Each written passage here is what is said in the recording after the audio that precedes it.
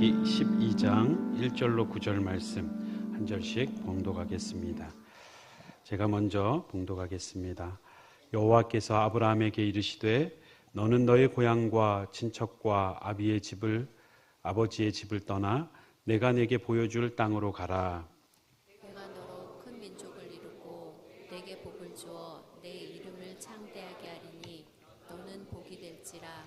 너를 축복하는 자에게는 내가 복을 내리고 너를 저주하는 자에게는 내가 저주하리니 땅의 모든 족속이 너로 말미암아 복을 얻을 것이라 하신지라. 이에 아브라함이 여호와의 말씀을 따라갔고 롯도 그와 함께 갔으며 아브라함이 하란을 떠날 때 75세였더라. 아브라함이 그의 아내 사레와 조카 롯과 하란에서 모은 모든 소유와 얻은 사람들을 이끌고 가나안 땅으로 가려고 떠나서 마침내 가나안 땅에 들어갔더라. 아브라함이 그 땅을 지나 세겜 땅 모래 상수리 나무에 이르니 그때 가나안 사람이 그 땅에 거주하였더라. 여호와께서 아브라함에게 나타나 이르시되 내가 이 땅을 내 자손에게 주리라 하신지라. 자기에게 나타나신 여호와께 그가 그곳에서 제단을 쌓고 거기서 베델 동쪽 산으로 옮겨 장막을 치니 서쪽은 베델이요 동쪽은 아이라. 그가 그곳에서 여호와께 제단을 쌓고 여호와의 이름을 부르더니 함께 읽겠습니다. 점점 남방으로 옮겨갔더라. 아멘. 자리에 앉겠습니다.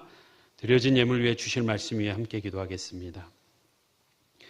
사랑과 은혜의 하나님 감사합니다. 오늘도 저희들을 사랑하셔서 예배의 자리로 부르시고 또한 예수 그리스도의 구속의 은혜를 우리가 깊이 묵상하며 주님 앞에 나오게 하시니 감사합니다. 예배 가운데 드려진 예물을 받아주시옵소서. 우리의 기쁨이며 우리의 모든 생사화복을 주관하시는 하나님, 주님 안에서 우리가 기뻐하기 원합니다. 그 기쁜 마음을 가지고 드렸사오니 주여 받아주시고 우리 안에도 기쁨으로 채워주시옵소서. 주님이 주시는 은혜로 살아가는 인생입니다. 은혜 없이는 살아갈 수 없는 인생입니다. 주님께서 우리의 삶을 인도하시는 줄 믿사오니 보이지 않는 하나님으로 답답해하는 것이 아니라 오늘 주시는 말씀을 통해 하나님의 음성을 듣게 하시고 약속의 말씀을 붙들 때에 하나님의 말씀을 붙들고 예수님의 옷자락을 붙들듯 우리의 마음을 들여 그 하루하루의 삶을 걸어가게 하여 주시옵소서. 주님께서 주실 말씀을 사모하오니 말씀이 선포될 때 우리의 심령도 상한 심령으로 함께 진동하게 하여 주시고 그 말씀이 우리 마음속 깊이 새겨지길 원합니다. 부족한 종 십자가의 뒤에 감추시고 오직 예수 그리스도의 십자가 복음만 선명히 드러나게 하옵소서. 감사합니다.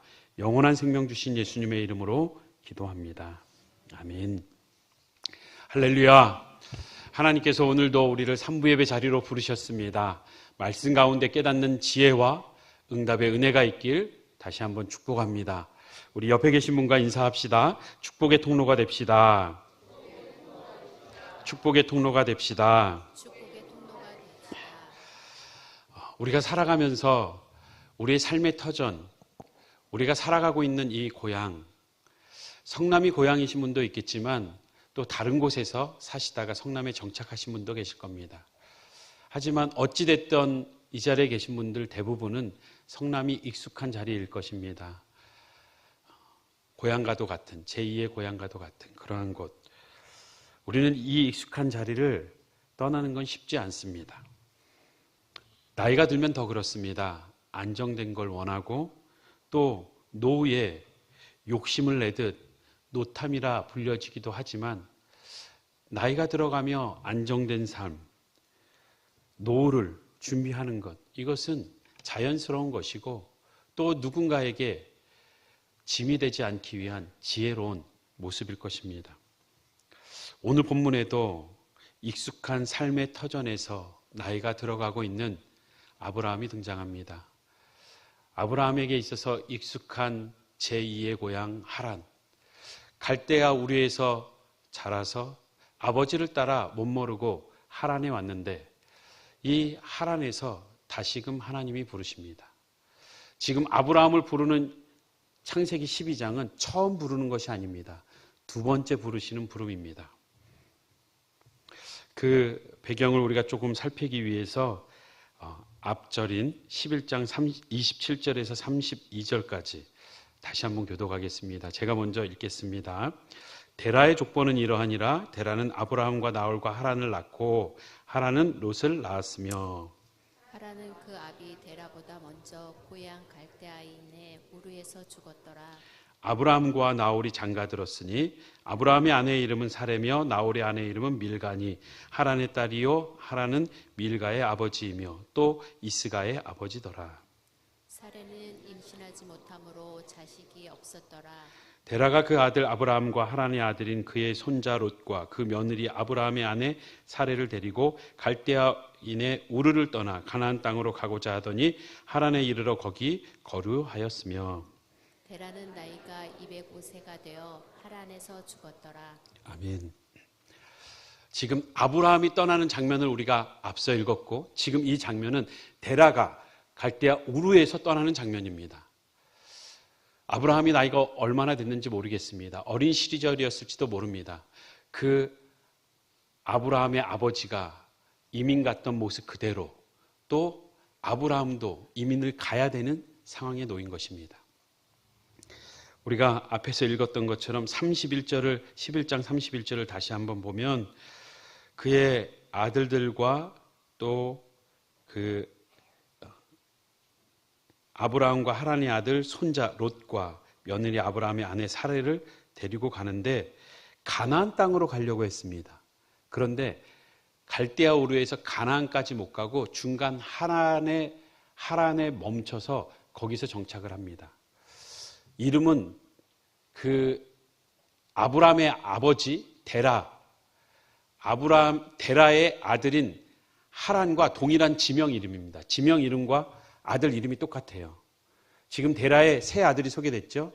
아브라함과 그다음에 나홀과 하란. 이 하란이 우리가 앞에서 읽었던 것처럼 그에게 아내에 대한 등장은 없고 아브라함과 나홀은 며느리를 그 아내를 소개하고 있는데 아내에 대한 등장 없이 같은 절에 하란의 자식을 소개를 합니다. 하란이 자식이 있었다. 아내의 소개는 없이 아내의 등장은 없이 자식이 아들이 그리고 이후에는 두 딸이 소개됩니다. 어쩌면 아내 없이 낳은 그냥 갖게 된 자녀였을지도 모르겠습니다. 데라에게는 당혹스러운 일이었겠죠. 그의 아버지에게는 이것이 새 손주를 데리고 다니는 것이 짐이었을지 모릅니다. 그런데 28절 우리가 보면 하란은 우르에서 죽었습니다. 하란은 하란으로 가기 전에 우르에서 죽었습니다. 골칫덩어리 막내였을지 모르지만 그래도 막내라 더 애착이 가지 않았겠습니까? 자식이 죽는 것 어떻게 가슴이 안 아플 수 있겠습니까? 그 자식을 땅이 아니라 가슴에 묻고 그는 떠나게 되는 것입니다. 분명 데라가 떠나는 데는 사회적인 정황이 있었습니다. 그 당시에 데라가 떠날 때에 갈대아 우르는 아모리 사람들이 세운 도시라면 그곳에서 엘람 사람들이 쳐들어와서 정치적으로 사회적으로 혼란한 시기였습니다. 이 사회적인 혼란한 시기를 벗어나고자 또 그에게 있었던 아픔 노아의 10대 손이면 그래도 그 노아 신앙의 가문에서 하란이라는 아들을 갖게 되었고 그 아들의 손주들을 끌어안게 되는 또 자식이 먼저 죽는 아픔을 안고 거기에 오늘 본문 30절을 보면 사레는 임신하지 못함으로 자식이 없었더라. 그 맏며느리는 자식을 낳아야 하는데 아들이 있어야 되는데 당시 문화 속에서 그 자식은 그 아들은 그 가문의 군사력이고 경제력이고 또 자랑과 명예라고 할 만한 정말 중요한 것인데 오히려 자식이 없다 하는 것은 당시에 하나님이 그들의 삶을 신원하지 않고 하나님으로부터 버림받았다라고 여겨질 만한 그러한 저주받았다라고 여겨질 만한 그러한 수치심을 갖게 되는 상황이었습니다. 가정에 덮고 싶은 많은 일들 우리를 모르는 다른 곳으로 훌쩍 떠나고 싶고 이 사회적인 정황 속에서 혼란하지 않은 그곳으로 가려고 가나안 땅으로 가려 했습니다. 하지만 중간 하나에서 멈추게 됩니다. 멈추게 되는 이유는 다른 것이 아니라 현실적인 문제였을 것입니다. 가나안으로 갈 때에 그 중간쯤 가다 보니 이제 엘람의 그러한 정치적인 혼란스러운 상황이 미치지도 않고 그곳에 가니 자신을 알아보는 사람들도 없고 또 그것은 갈대아 우르라는 정말 비옥한 곳, 그것보단 못하지만 유프라데스 강 상류에 있는 그래도 나름 살만한 좋은 곳이었기에 거기에 정착한 것 같습니다. 우리들도 살아가면서 현실적인 많은 문제로 우리의 삶을 내려놓고 다른 곳으로 훌쩍 떠나야 되는 그런 상황이 놓일 때가 있습니다. 근데 중요한 것은 하나님께서 대라는 자신의 현실적인, 지극히 현실적인 정치적인 사회적 정황 그리고 개인의 가족사를 덮기 위해서 떠났을지 모르지만 하나님은 창세기 15장 7절에 그렇게 말합니다. 이 땅을 내게 주어 소유로 삼게 하려고 너를 갈대아 우르에서 이끌어냈다. 우리의 현실적인 문제 그 뒤에는 하나님의 인도하심이, 하나님의 부르심이 있다는 것을 기억해야 합니다. 아브라함은 아무것도 몰랐어요. 아빠가 가니까 따라간 거죠. 아빠가 이민 가니까 따라간 겁니다. 그런데 하나님께서는 지금 창세기 15장은 아브라함에게 얘기하는 거예요. 데라에게 얘기하는 것이 아니라 너가 몰랐을지 모르지만 너는 어떤 이유로 떠났을지 모르지만 나는 너를 거기에서 불렀다라고 분명히 말씀하십니다. 우리 각자의 아픔, 어려운 문제 그 뒤에는 하나님의 부르심이 있음을 기억해야 합니다. 아브라함은 이곳에서 참 이민 생활이 쉽지 않지만 그곳에서 정착하고 잘 살고 있었습니다. 나이가 들어갑니다. 그런데 하나님이 다시금 그의 삶의 터전을 흔들며 말씀하십니다. 떠나라고. 처음 가려 했던 그 가나안 땅으로 가라고.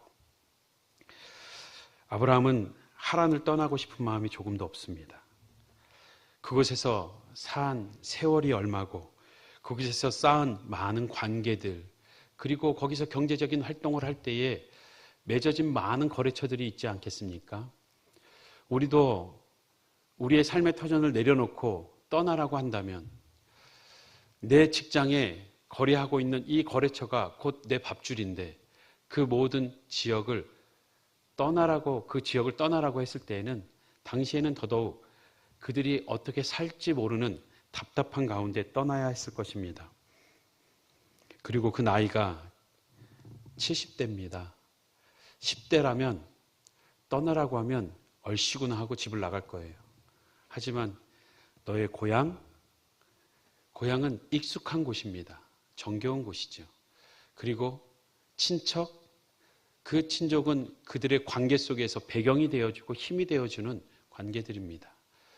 아비집, 점점 좁혀오지만 점점 깊어가는 애착의 관계, 그 아버지의 집이 그곳에서 안정을 누리고 그것을 의지하고 살았던 그 아비의 집을 떠나라는 이 말씀.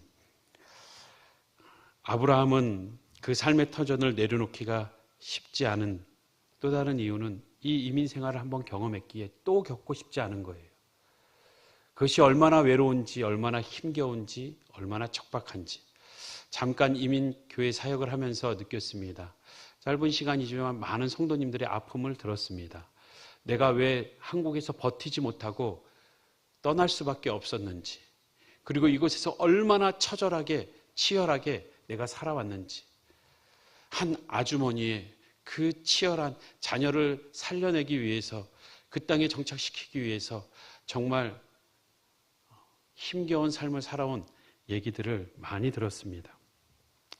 그러한 밑바닥 인생을 살았기에 다시금 모든 걸 내려놓고 가기란 정말 싫었을 것입니다. 그 아픔을 또 한 번 경험하고 싶지 않겠죠. 하나님이 그의 삶의 터전을 흔들 때 마음속 깊이 원망했을 겁니다. 또 괴롭히시냐고, 또 와서 못 살게 구시냐고, 내가 여기서 정착한 게 어떻게 정착했는지 잘 알면서 왜 삶의 터전을 흔드시냐고 야속하다 못해 원망했을 것입니다. 우리도 이러한 삶에 봉착한다면 어떻게 우리의 삶을 해석하시겠습니까? 그러한 이들에게 어떻게 얘기해 줄 수 있겠습니까? 하나님은 그러한 모든 아브라함의 삶을 알지만 분명하게 말씀하십니다. 본토 친척 아비집을 떠나라. 왜 떠나라고 했을까? 중요한 것은 우리에게 있어서 하나님의 마음입니다. 데려가 떠나는 것이 쉽지 않았고 중간에 정착했는데 현실적인 문제가 해결되니까 거기에 안주했는데 그 안주한 곳에서 계속 있으면 좋겠는데 다시 또 가나안 땅으로 가라고 하시는 하나님의 말씀 앞에 우리는 우리의 삶도 때로는 흔들며 다른 새로운 일을 하게 하시고 때로는 흔들며 새로운 직장으로 새로운 일터로 새로운 삶의 자리로 인도하실 때에 기억해야 합니다. 반드시 기억해야 합니다. 오늘 아브라함에게 떠나라고 하실 때에는 하나님은 먼저 광야를 경험하게 하시려고 떠나라고 말씀하셨습니다. 그 광야의 자리, 광야는 혼자 살 수 없는 것이고 아무것도 할 수 없는 곳입니다. 그것을 광야라고 합니다. 그런데 하나님은 그 광야를 경험하게 하기 위해서 떠나라고 말씀하십니다. 마치 죽을 것 같은 그 절박함 속에서 하나님은 무언가 들려주시고 싶은 거예요. 하나님은 그 광야에서 오히려 만나고 싶으신 겁니다. 우리는 우리가 살아가지만 우리의 인생이 내 힘으로 내가 건강이 있어서 내가 재능이 있어서 능력이 있어서 산다라고 생각하지요. 맞습니다. 그것이 인간적인 측면에서 당연히 맞는 말입니다. 하지만 하나님은 아니다. 내가 너에게 생명 줬고 건강 줬고 환경을 허락했고 재능을 허락했다. 내가 너를 이끌고 있다. 이것을 똑똑히 보여주시고 선명하게 들려주시기 위해서 광야로 내모시는 것입니다. 신명기 32장 말씀은 이렇게 말합니다. 여호와의 분깃은 자기 백성이라 야곱은 그가 택하신 기업이로다. 야곱, 이스라엘, 곧 하나님의 백성, 그는 하나님의 소유라는 겁니다. 분깃, 자기 것이다. 그리고 잘 가꿔서 성장시켜야 될 기업처럼 내가 너희는 나의 기업이다 라고 말씀하십니다. 그러면서 그 하나님을 어떻게 소개하느냐? 여호와께서 그를 황무지에서 짐승이 부르짖는 광야에서 만나시고 호위하시며 보호하시며 자기의 눈동자같이 지키셨도다. 오히려 황무지로 광야로 내모셔서 거기에서 만나주신다는 겁니다. 거기에서 하나님의 돌보심을 더 정확히 알게 하신다는 겁니다. 우리는 광야로 내몰리지 않으면 하나님이 내 인생을 지금까지 이끌어왔는지 내가 좋아서, 내가 원해서, 내가 선택해서 내 힘으로 여기까지 왔는지 우리는 착각하게 돼 있습니다. 그것이 교만한 인생입니다. 이어지는 11절을 보면 하나의 장면을, 영상을 보는 듯합니다. 독수리가 자기 새끼의 둥지를 흔드는 거예요. 흔들어서 새끼가 떨어집니다. 떨어지는데 여전히 그 독수리는 그 창공을 날며 새끼를 바라보고 있어요. 그리고 새끼가 땅에 닿지 않도록 더 쏜살같이 내려가서 다시 업고 위에 오르고 다시 둥지를 흔들어 떨어뜨리고 다시 여전히 지켜보다가 마지막에 쏜살같이 내려가 다시 업고 들어 올리고. 왜 반복하겠습니까? 그가 날개를 펴서 독수리처럼 날 수 있도록 훈련시키는 겁니다. 그 보금자리를 어지럽게 하며 새끼 위에 여전히 너풀거릴 때에 날개를 펴서 그 새끼를 받고 다시 그를 업어서 끌어올리는 이 일을 반복하는 이유는 하나님은 그 광야에서 그 어미가 있다는 것을, 너를 죽지 않고 살려내는, 지키고 너풀거리며 바라보고 있는 하나님이 있음을 알게 하시기 위함입니다. 그래서 우리가 하나님이 아브라함을 떠나라고 하신 이유, 그 두 번째는 그 광야를 경험하고 그 광야에서 하나님을 의지하게 하기 위함입니다. 하나님을 광야에서 만나고 하나님이 나를 지키고 계셨음을, 그리고 그 광야에서 철저하게 하나님을 의지하는 훈련을 시키시는 것입니다. 예수님도 광야에서 기적을 베푸셨습니다. 예수님이 광야에서 기적을 베푸시는 내용이 마태복음 14장에 있습니다. 저녁이 되며 제자들이 나와 이르되 이곳은 빈들이요 때도 이미 저물었으니, 여기서 빈들은 건물이 없는 초원을 얘기하는 것이 아니라 광야, 원어적 의미는 광야를 얘기합니다. 날도 저물었습니다. 어둑어둑하고 보이지 않습니다.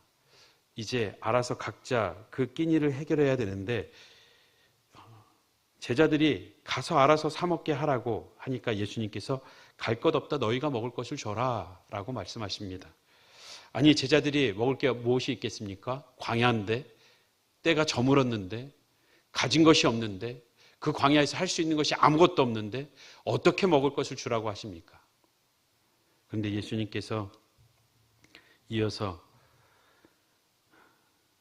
제자들이 말합니다. 자신들이 가진 건 떡 5개와 물고기 2마리라고. 그것을 가져오라고 말씀하십니다. 그들이 할 수 있는 최소한, 어찌 보면 최소한이지만 최선, 하나님은 그 순종을 원하시며 한 걸음을 내디딜 때에 정말 먹을 것을 줄 수 있는 상황으로 만들어 주십니다. 그 5,000명, 그 아이들과 여인들을 생각한다면 10,000명, 20,000명이 됐을 그 어마어마한 사람들을 제자들이 얼마나 뛰어다니면서 힘들게 땀을 흘리며 나눠줬겠습니까? 기뻤을 겁니다. 힘들지만 떡을 뗄 때마다 다시 나타나고 다시 사라지지 않는 이 떡, 나눠주고 나눠줘도 채워지는 이 물고기를 볼 때마다 신기했을 겁니다. 그들은 열심히 나눠줬습니다. 누가 나눠줬습니까? 제자들이 나눠줬습니다. 그런데 성경은 예수님이 나눠줬다라고 말씀합니다. 우리 인간의 눈으로 봐서는 제자들이 나눠준 게 맞지만 성경은 주님이 나눠줬다고 합니다. 우리는 우리가 열심히 이 땅을 살아가는 것 같지만 아니다, 내가 너희를 살렸다, 너희를 인도했다라고 말씀하십니다. 너희가 먹을 것을 주라. 줄 것이 없는데 주라고 할 때에는 그 명령형에는 하나님의 의지가 담겨 있음을 우리는 여러 번 강조했습니다. 주라. 줄 수 없는데 내가 너희를 줄 수 있는 자로 만들겠다. 주게끔 해주겠다라는 약속입니다. 오늘 본문도 마찬가지입니다. 우리가 읽은 말씀, 2절 말씀, 너로 큰 민족을 이루고 내게 복을 주어 내 이름을 창대하게 하리니 너는 복이 될지라. 아브라함의 아내 사레, 자식이 있었습니까? 없었습니다. 그런데 보여줄 땅으로 가라. 씨를, 민족을 이루게 할 것이다. 그리고 복이 될 것이다. 아니, 아무것도 없는데 보여준 땅도 아니고 다 보여지는 땅도 아니고 가야지만 볼 수 있는 보여줄 땅으로 가라는 겁니다.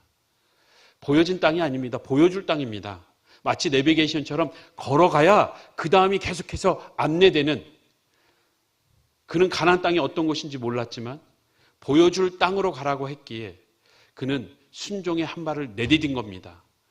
물고기 2과 떡 5개를 드린 것처럼 그가 믿음의 발걸음을 내디딜 때, 순종할 때 하나님은 그 땅과 씨와 복에 은혜를 더해주고 계십니다. 하나님이 복이 되게 해주시겠다는 말씀이죠. 너는 복이 될지라. 너는 복이다. 이것은 우리가 전에도 함께 묵상했던 것처럼 우리가 세상의 빛이라고 하지만 우리가 빛입니까? 우리가 빛이 아니라 하나님이 빛이시죠. 예수님이 빛이시죠. 그분이 빛이기에 그분을 모셔드릴 때 우리가 빛이 되는 것처럼 우리가 복 자체가 아니지만 복의 근원 되시는, 복 되시는 그분을 우리가 모실 때에 우리는 복의 통로로 사용되어지는 겁니다. 복으로 사용되어지는, 쓰임받는, 복을 누리며 살아가는 삶, 그것은 복 되신 예수 그리스도로 말미암는 것입니다. 요한복음 8장 12절에 예수님 분명히 말씀하십니다. 또 말씀하여 이르시되 나는 세상의 빛이니. 너희가 빛이라고 얘기하기 전에 내가 빛이다. 그래서 마태복음 5장 14절은 너희는 세상의 빛이라고 말씀하는 겁니다. 그 빛을 비추라고. 왜? 내가 너희 안에서 빛이 되어줄 것이기 때문에. 우리도 그 하나님의 약속의 말씀을 붙들고 믿음으로 한 걸음 한 걸음 내디딜 때 그 광야에서 아무것도 할 수 없을 것 같은 그곳에서 믿음으로 순종할 때에 하나님은 우리를 복의 통로로 삼으시려고 우리를 떠나라고 말씀하시는 겁니다. 우리의 삶을 흔드는 그 삶의 터전을 흔드시는 이유, 광야를 경험하고 광야에서 하나님을 의지하게 하고 하나님을 의지하게 하는 그 믿음으로 말미암아 복의 통로로 삼으시고자 하는 하나님의 분명한 섭리가 있음을 믿으시길 주님의 이름으로 축복합니다. 익숙한 자리를 흔들어서 성숙한 자리로 나아가게 하시는 하나님. 홀로 선 광야에서 하나님이 함께 계심을 알게 하시는 그 은혜가 우리 성도님들의 은혜가 되길 주님의 이름으로 다시 한번 축복합니다. 오늘의 메시지를 잘 담고 있는 찬양이 한 곡 있어요. 제가 부르려고 2부 때 준비를 했다가 저도 익숙하지 않은 찬양이에요. 그래서 가사만 이렇게 크게 적었습니다. 아마 아시는 분들은 계실 테고 제가 말씀을 요약해서 올릴 때에 광야를 지나며 라는 찬양도 함께 링크를 올려드리겠습니다. 왜 나를 깊은 어둠 속에 홀로 두시는지, 어두운 밤은 왜 그리 길었는지, 나를 고독하게, 나를 낮아지게, 세상 어디도 기댈 곳이 없게 하셨네. 광야에 서 있네. 제가 후렴은 조금 압니다. 주님만 내 도움이 되시고 주님만 내 빛이 되시는, 주님만 내 친구 되시는. 저도 이렇게 잘 못 부릅니다. 그 광야입니다. 정말 이렇게 가사를 찬양과 함께 들으면 오늘 말씀이 다시 한번 새겨질 겁니다. 주님 손 놓고는 단 하루도 살 수 없는 곳, 광야에 서 있네. 주님께서 나를 사용하시려, 나를 더 정결하게 하시려고, 나를 축복의 통로 삼으시려고 나를 택하여 보내신 그곳 광야, 성령이 내 영을 다시 태어나게 하는 곳 광야에 서 있네. 내 자아가 산산이 깨지고 높아지려 했던 내 꿈도 주님 앞에 내려놓고 오직 주님 뜻만 이루어지기를, 나를 통해 주님만 드러나시기를 광야를 지나며. 우리의 삶이 광야에 있다라고 혹 좌절하시는 분이 계십니까? 낭망하시는 분이 계십니까? 그 광야에서 하나님의 뜻은 반드시 있습니다. 사랑하는 성도 여러분, 우리가 떠나야 될 아비의 집, 익숙한 자리는 어디입니까? 하나님이 떠나라고 하시는 그 자리는 어디입니까? 우리는 그곳에서 제단을 쌓아야 합니다. 우리가 읽은 7절을 보십시오. 내가 이 땅을 내 자손에게 주리라 하신지라, 자기에게 나타나신 여호와께서 그가 그곳에서 제단을 쌓고. 여기가 쌓은 곳이 세겜입니다. 가나안 땅에 들어가서 그가 머물고 장막을 쳤던 그곳에서 제단을 쌓았습니다. 그런데 제가 6절을 한번 다시 보십시오. 아브라함이 그 땅을 지나 세겜 땅에 처음 발을 디뎠습니다. 모래 상수리 나무에 이르니 그때 가나안 사람이 그 땅에 거주하였더라. 어떠십니까? 지금 우리가 다 아는 내용이니까 그렇게 당혹스럽지 않은데, 아브라함이라고 생각한다면, 내가 아브라함이라고 생각해 보세요. 결과를 모른다고 보여줄 땅이라고 해서 모르지만 어쨌든 왔어요. 주겠대요. 그래서 땅을 주겠다니까 왔는데 뭐라고 그랬어요? 주인이 있대요. 아니, 이런 사기가 어디 있습니까? 전세 계약 다 했습니다. 내 집에 들어갔는데 누가 살고 있는 거예요. 전세 사기잖아요. 이런 사기 당해보셨습니까? 그 많은 시간을 하루 이틀 걸어왔겠습니까? 그 많은 한 달, 두 달 될 그 동안 장막을 치고 다시 접고 치고 접고 이제 여기구나 하고 쳤는데 주인이 있는 거예요. 살고 있는 거예요. 다 빼앗긴 거죠. 내려놨는데 와서도 여기에 자기 땅이 없으니. 그래서 남방으로 옮겨가지 않습니까? 옮기고 또 옮겼다라고 이어지는 말씀에 기록하고 있습니다. 우리도 모든 것을 빼앗기고 정말 절박한 순간, 그때 우리는 아브라함처럼 믿음의 발걸음을 내딛고 순종함으로 제단을 쌓아야 합니다. 절박한 자리는 우리를 기도의 자리로 몰아넣습니다. 언제 기도합니까? 언제 간절하게 기도합니까? 평안할 때도 감사함으로 기도하지만 절박할 때 그때 기도하는 겁니다. 하나님은 절박한 그 상황으로 그 광야로 내모시는 이유는 우리로 하여금 제단을 쌓으라고, 내 인생의 주인이 하나님이시라고, 그 주인 되신 그분을 고백하는 그 예배의 자리, 제단을 쌓는 자리로 우리를 내모시는 겁니다. 이어지는 8절도 보십시오. 거기서 베델 동쪽 산으로 옮겨갔습니다. 옮겨가서 장막을 치는데 서쪽은 베델이고 동쪽은 아이고 어디로 가야 될지 모르고 그 중간에 장막을 치고 이어서 점점 남방으로 또 옮겨갑니다. 계속 옮겨가는 그의 인생, 어디로 갈지 모르는 선택의 기로에서 확신 없이 불안했던 그 자리에서 기도한 것입니다. 절박한 자리, 그곳에서 제단을 쌓고, 불안한 자리, 그 자리에서 제단을 쌓고. 전세 사기 당해보셨습니까? 참 별로 상상하고 싶지 않지만 저는 그런 큰 우여곡절은 없어도 먼저 전역한 김 병장이 돈이 필요하다고 빨리 입금 좀 시켜달라고 그랬는데 일주일 되면 입금시킨다고 그랬는데 지금도 입금 안 시켰어요. 얼굴도 못 봤습니다. 얼마나 화가 나든지 사기당하고 절박한 그 자리에서 카드 돌려막으면서 그 자리에서 걱정하고 불안하는 게 아니라 제단을 쌓으라고 오늘 하나님은 말씀하고 계십니다. 우리의 절박한 자리, 그 자리는 제단을 쌓아야 될 자리요, 예배해야 할 자리요, 그 자리에서 우리는 주님을 만나고 주님을 찾고 그 주님을 의지하는 훈련을 하는 겁니다. 어떤 자매를 만나야 될지 모르겠습니까? 우리 청년들 가운데 어떠한 형제를 만나야 될지 모르겠습니까? 어떠한 직장을 선택해야 될지 모르겠습니까? 그 선택의 기로에서 어디로 가야 될지 모르는 그 자리에서 제단을 쌓았던 아브라함처럼 하나님을 예배하시기 바랍니다. 하나님을 찾으시기 바랍니다. 하나님께 매달려 기도하시기 바랍니다. 그때 하나님께서 우리를 복의 통로로 사용하실 준비를 하고 계시는 것입니다.